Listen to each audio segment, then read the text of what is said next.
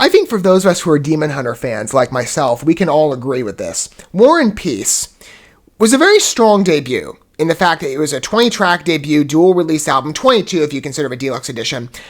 But that was years ago. And there's been a bit of a break, a pretty major one when it comes to Demon Hunter in the years since. We are long overdue for new music. I mean, again, the old tracks are fine, but I've been waiting. I mean, we've had teases of something happening. There's a headline I've referenced before as well, and this is how I came to realize there's a new album in the works, that one of the guitarists of Judas Priest was coming into work with Demon Hunter on a collaboration for at least one of their tracks on a new album. And you're like, okay, new album, do Demon Hunter stuff to be currently undetermined date of when the album will be coming out. But you know at least something's there. It's like, okay, finally, there's some momentum. And we finally got some delivery on the promise that was made in that headline. Granted, I was on vacation at the time that the headline debuted, so I couldn't cover this on time when it released, but we had a new track debut called Freedom is Dead. And we're like, okay, here we go, some new Demon Hunter music. And I started thinking, in preparation of covering this, not only have we had a long hiatus, and of course, that's not of the band's making. Like, how many, other groups and artists had to take a break over the COVID stuff? It delayed production on everything. But you sit there thinking about it, you're like, as good as War and Peace was, it really did treat us with 20 tracks. 22, again, if you count the deluxe, if that's how you're speaking about it. And granted, most groups, when they release a new album, go for, on average, and some might deter from this, I'm not considering maybe EPs, but like a 10 to 15 track range. It kind of floats around there, maybe one less, one more, two more, I don't know. But it usually tends to be around like 10 to 15. So 20 was a lot. You set a precedent, can you match that later, or are you going to kind of rein that back in? Because, it takes a long time to create music. 20 tracks is a lot. Where would Demon Hunter go from here, right, in terms of a new album? And I certainly knew it would probably be great, and be good and inviting. I had no idea, though, how deep this is. So we're deciding in this case not to roll back on a precedent as set by Demon Hunter in previous releases. We are maintaining the 20-track debut, again, with the 2 additionals if you buy the deluxe edition. I have to pre-order mine, but I'm going to definitely get it that way. And, familiar to other deluxe editions, you're getting the booklet, you're getting the disc, but you're also getting a comic book debut, 4 issues in total, written by Ryan Clark, and with some other people involved in the creative process there. Comic books, that's never happened, at least as far as I'm aware of Demon Hunter. Like, that's a new thing. But the deeper you dig into this, it gets really interesting. This is not your usual Demon Hunter album in that they're now going for a conceptual format, which is pretty popular in the rock space. For those of you who might not be familiar with that term, it's different from like a mainstream album that just has a collection of tracks that might be generally related, to from, again, one group. This is a bit different in that it's got not only the track collection, but this narrative that's been envisioned. And, groups can have different ranges of extents to where they go in terms of the conceptual vision. I think of, like, for example, Five Finger Death Punch, who I've actually been covering their recent new album. It's really good.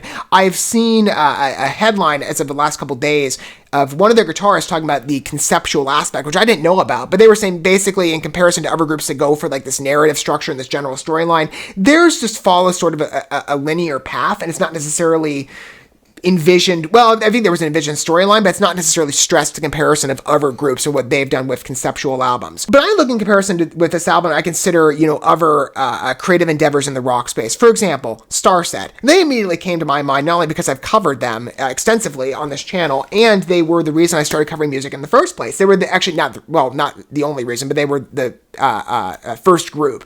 Music for me, as much as I've said, and it's been a recent endeavor in regard to coverage. If you're familiar with my channel, I tend to cover more art entertainment within the visual space.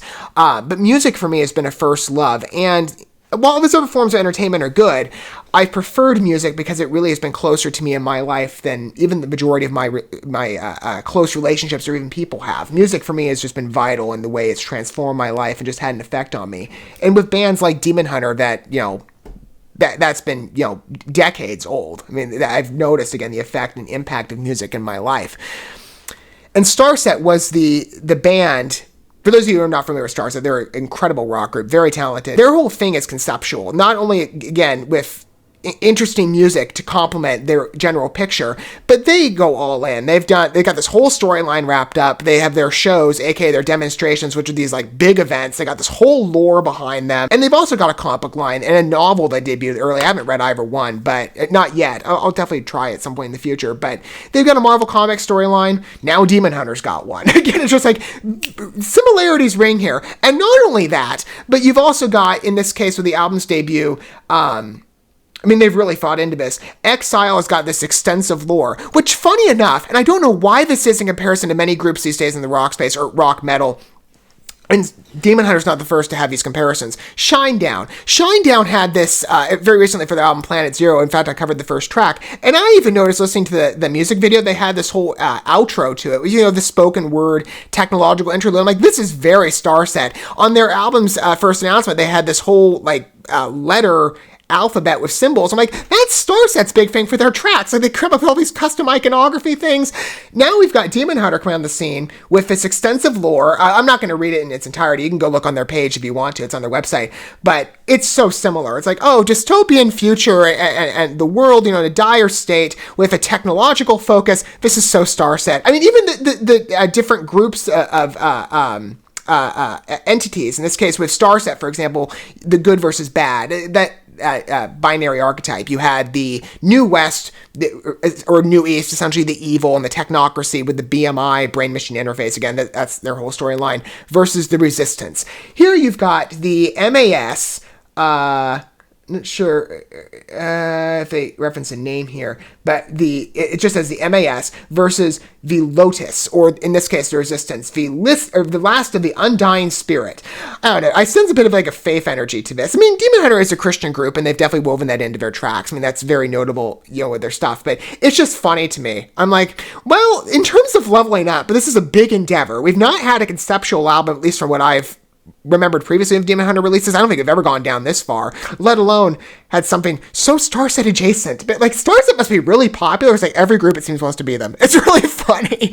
Even though, again, Demon Hunter's been on for considerably longer, it's, you know, other artists influence other artists. I find it kind of comical. Either way, I'm excited. It just, even with the lore, it's funny to me. But it sounds exciting. I'm more than interested, and I'm so excited to finally give some Demon Hunter music a new try. Which this track, Freedom is Dead, does sound pretty strong. At least I've previewed the lyrics. I did look up, you know, because I like to get a general baseline for where tracks go, so I can properly analyze them from a message perspective. I sometimes preview in advance, and some people are like, well, you're kind of spoiling yourself. But now in this case, I'm going to be applying a tune, but I like to get a general background for the tracks as they're released, so I can properly gauge maybe what the idea was behind the song. Just again, properly understand it. So I've got the lyrics pulled up, and of course I'll reference those for you on the screen as well as we play the music video.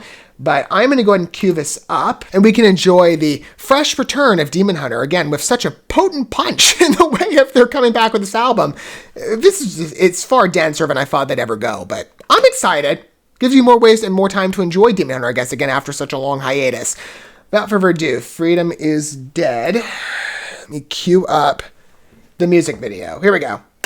From the other side, we got the sound of John Crane, demanding we fallen by. Ryan Clark's voice is so signature. I mean, I love plenty of metal groups, but this guy, I think his voice is award-winning, too. We never knew we had a battle to lose. Now we're all caught in the blackout. Speaking of the technological focus, there's a huge emphasis on the video. That's strong. Whatever happened to indifference? Whatever happened to divine skills? It breaks a rock like it's on. You know, I feel like When every word that you write says, this is almost higher energy than most of the tracks off of War, in my opinion. I'll surrender my life. So the pain is no peace. No thought, no crime. Sort of like No chance to be. Life War meets Freedom. I had a dream, we had a reason to fight. as I was saying, Life War meets We never wanted to ascend The Negative Then I awoke to a voice that freedom is dead. and One Less. Freedom is dead. Freedom is dead. The other side. kind of what I hear. I don't know if anybody else does, but... Now we will decide. Will we contend in this submission? Till we silent the dark. Oh, that's good. Freedom is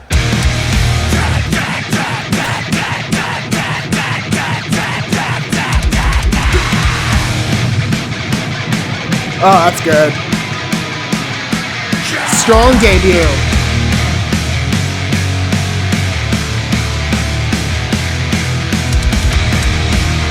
Interesting choice of fashion too with the skull shirt. I mean, that fits with the lighting and color changes.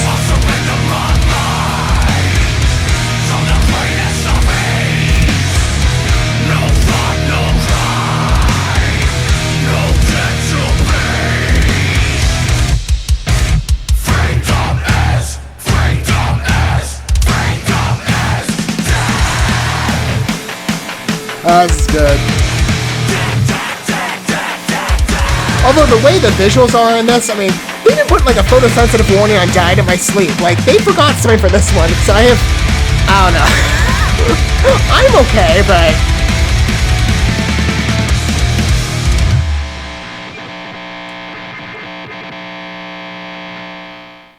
That's a long outro. That's good, though. I've got friends that have, some of them have epileptic seizures, or the possibility of that. So I'm like, well, the song might be great for them, but the video is probably going to be inaccessible. I'm sorry, I don't mean to speak like in respect. I know that's a hard thing for people, and I'm not laughing at that. I'm just like, well, maybe you could have put on a warning at first, because I mean, the imagery is pretty jarring. That song is really fast, 2 minutes. For 2 minutes and 53 seconds, it comes off as much faster.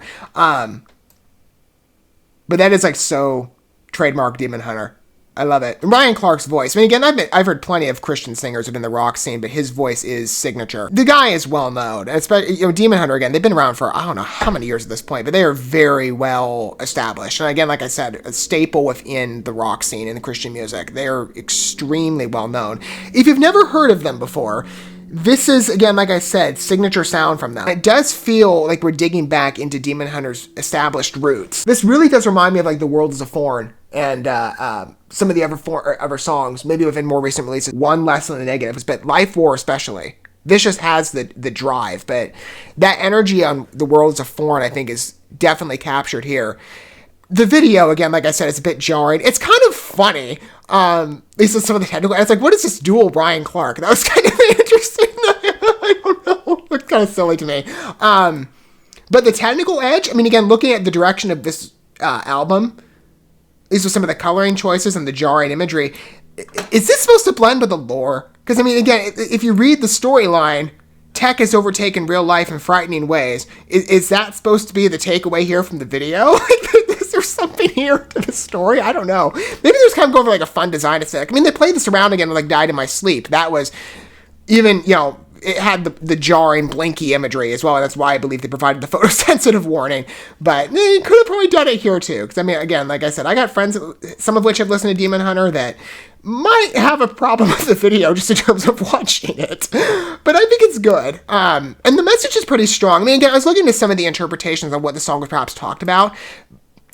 And not in context of a lore, though. Because, I mean, that's a totally different... a deeper level of understanding if you want to dig into it, because you have to understand maybe where the lore is going, and that maybe will come through the comic book story. I expect that's more so we're going to see that side of the story manifest beyond just the preview they given on their website. But the song itself, I mean, some songs have been written, in a more open-ended fashion. Perhaps if there are bands going for a conceptual vibe, they still make their songs palatable to a certain type of theme that can be extracted and identified in certain ways. Starset's done this. I think Division's had a lot of tracks, and Horizons too, that, they've played around in the genre of romance and love songs. They've also done songs about, the human struggle and pain. There are those resonant and dominant themes that we're all familiar with. They have this structure and this vision to them that's more illustrated according to what the novel, or not the novel, what the conceptual vision is for the storyline. So each is married. One, you can interpret it to the story that the band envisions, but then on top of that, you can also take the lyrics and apply them in whatever way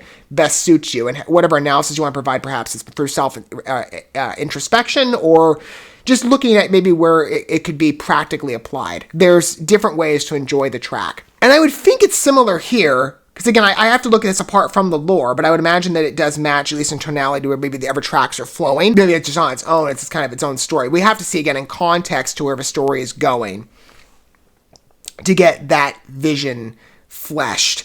But there's a type of spirit of revolution. Like I said, as Star said, there's some dominant themes to their music that, again, like I said, I'm going to make all the Starset comparisons here because there's so many in terms of the way they've structured that lore, and the comic book stuff is just funny to me. I mean, their music doesn't have like the electronic outros, interludes, so there's at least some originality here.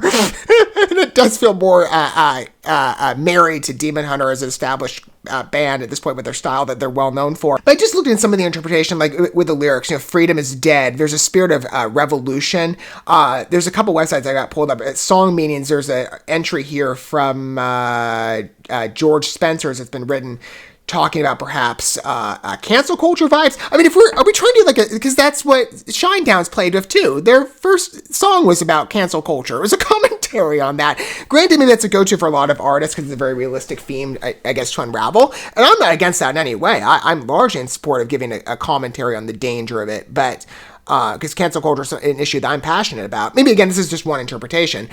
I just find it funny. There's a lot of similarities here to other recent endeavors in the rock space, and these albums take time to plan. It's just funny to me that there's just so much overlap. Anyway, I noticed with this one, again, there's perhaps a commentary on cancel culture in spirit of revolution. I think that's much more dominant in terms of what people might, a revolution and rebellion. I mean, if you look in context of the verse, if you want to consider that line of thinking potentially, we heard the sound of your decree demanding that we fall in line. There's that general, just again, vibe of non-conformity. I think if you want to look at this broadly, there's this idea of rebellion. Not like an anti-Christian one, but more of a rebellion to, again, and maybe in just matching this to the lore, what's stated on Exile, social rebellion. Perhaps rebelling against bad and unhealthy norms and extensions of maybe where culture's going, the way the world's going. There's so many other extensions to which you could analyze it that I guess would apply, but that's in terms of the practical side of the piece, not necessarily the conceptual. That is going to be more in context to where Demon Hunter goes, I would imagine, with the album. I'm sure, I don't know when this is releasing, I haven't looked into release date too much, but with time, like many groups, I imagine this isn't going to be the last single. We're probably going to have another, track or two that releases in anticipation for Exile. I think the whole conceptual vision is very interesting. It's going to make for a very dense album, as I said. What was your general feeling? Are you excited for Exile? And are you also surprised that after the long hiatus we've had, in terms of, coming back on the scene, that Demon Hunter has gone all in with this conceptual model? That I don't think it's ever happened before, at least to my recollection. But, popular thing. Not surprised, at least another band's doing it.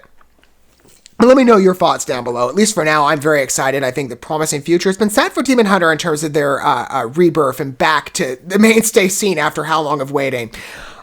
I will definitely cover them in the future if there's ever any more album developments. And I will also mention, too, as I've also made reference to in my music-related videos, I'm starting a channel as of the next year, which is going to be tied into this one. This is much more first impression reaction based in terms of new music, or music that's unfamiliar to me. But I'm going to be starting a channel as I have the goal point of January 1st of next year. That's going to be able to talk about music that has long, as I said, music has been a favorite art form of mine. And I'm going to be able to talk about music with that channel that has been long inspirational to me, whether it's from a particular genre. I have a wide range already listed, or artists, well-known, younger in their careers, older, lesser-known, indie even. I've got a bunch of names that have already come up. I'm looking at a general mix, but I won't be able to talk about music that I think are good products of edifying culture and creative artistic expression and talent, and also really, discuss sometimes the harder truths of life, the things maybe that we can go deeper discussions on and analyze, but things that resonate with the human spirit and just the nature of the practical world we live in.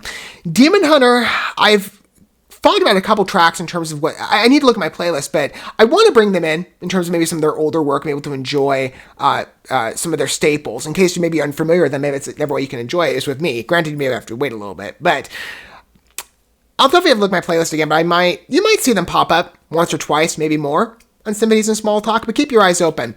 But for now, in terms of a new album, I've long waited, and I'm looking forward to it. Good hit off of Exile so far. Really promising start. Thank you so much for watching this video. Before you bounce, feel free to drop a like and comment, subscribe to this channel with a ding on the bell, and share this video with your friends. And consider checking out the description here. There you'll find links to my other channels, as well as addresses to my other social media accounts and ways you can help support my work if you feel so inclined. May God bless you, and looking forward to when our paths cross again.